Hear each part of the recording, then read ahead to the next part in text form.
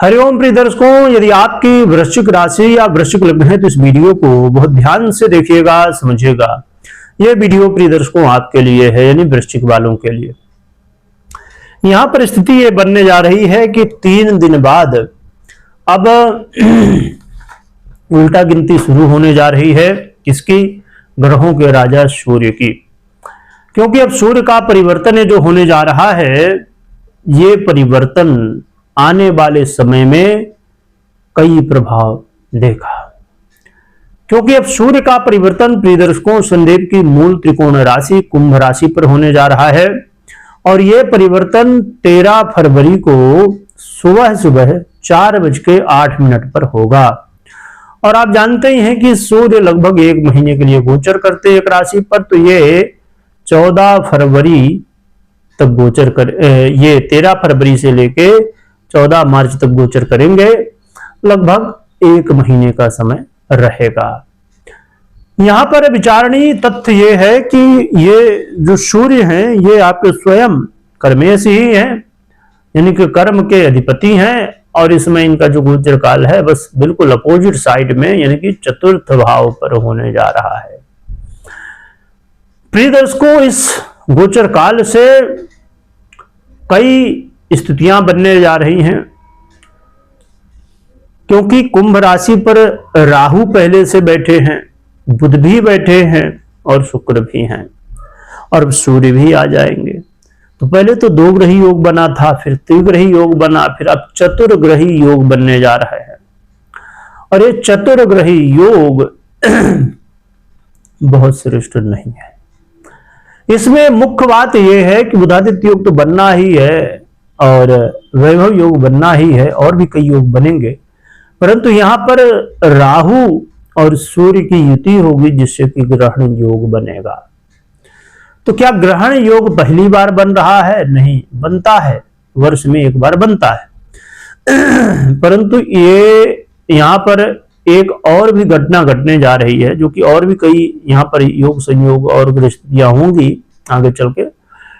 परंतु यहां पर अभी से एक चीज मैं बता दूं कि बहुत जल्द एक ही महीने में 2 ग्रहण पड़ने जा रहे हैं। इसमें से सूर्य ग्रहण भी होगा जल्द ही और फिर चंद्र ग्रहण भी है। तो ये जो सभी ग्रह स्थितियां और आगे आने वाले समय में भी ग्रह स्थितियां बनने जा रही हैं, इनके फलस्वरूप 3 से 4 महीने आने वाले बहुत श्रेष्ठ नहीं है देश दुनिया के लिए।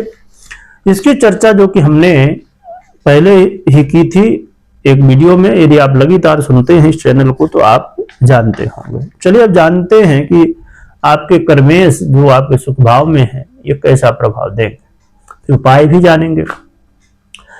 प्रिय दर्शकों, ये गोचर काल ये कहता है कि आपको बिल्कुल भी किसी के ऊपर, चाहे कोई वो आपका अपना हो, पराया हो, मित्र हो, शत्रु की तो बात ही नहीं, तो किसी के ऊपर भी आपको आंख बंद करके भरोसा नहीं करना है।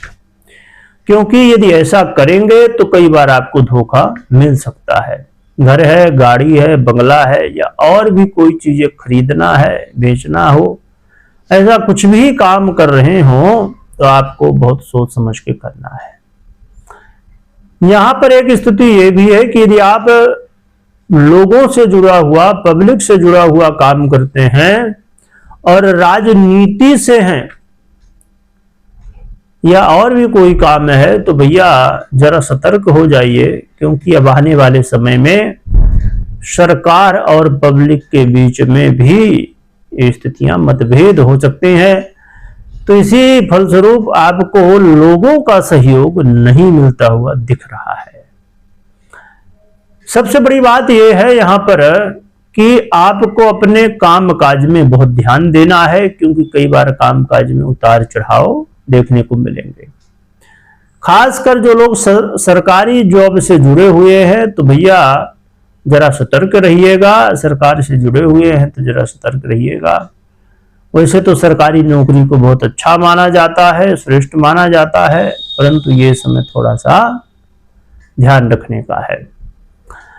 पिता के साथ, माता पिता के साथ आपके जो रिश्ते हैं उनको अच्छे से बनाए रखिए, सेवा करिए, उनके स्वास्थ्य इत्यादि का ध्यान रखिए तो ज्यादा बेहतर रहेगा।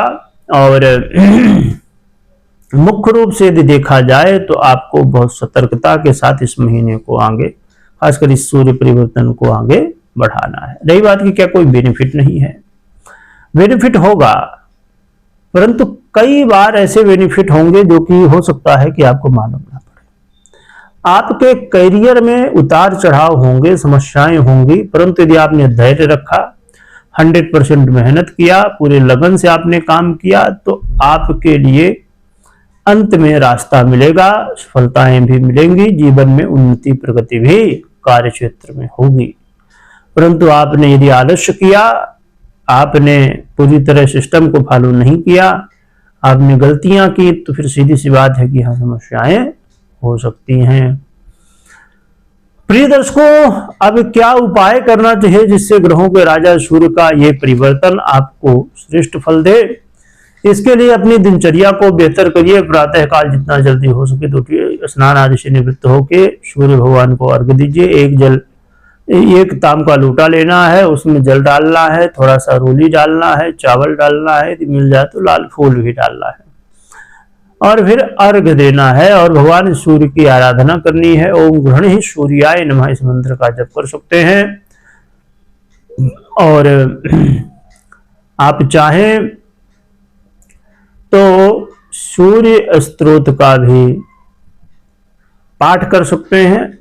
और देखिए, यदि ये उपाय आप नहीं ज्यादा कुछ कर पाते हैं तो फिर आप एक मुखी रुद्राक्ष धारण कर सकते हैं जो सही हो। तो इन उपायों को आप कर सकते हैं। बाकी कोई भी निर्णय लेना हो तो प्रश्न कुंडली विश्लेषण के बाद ही निर्णय लेना चाहिए। वीडियो देखने के लिए बहुत बहुत धन्यवाद।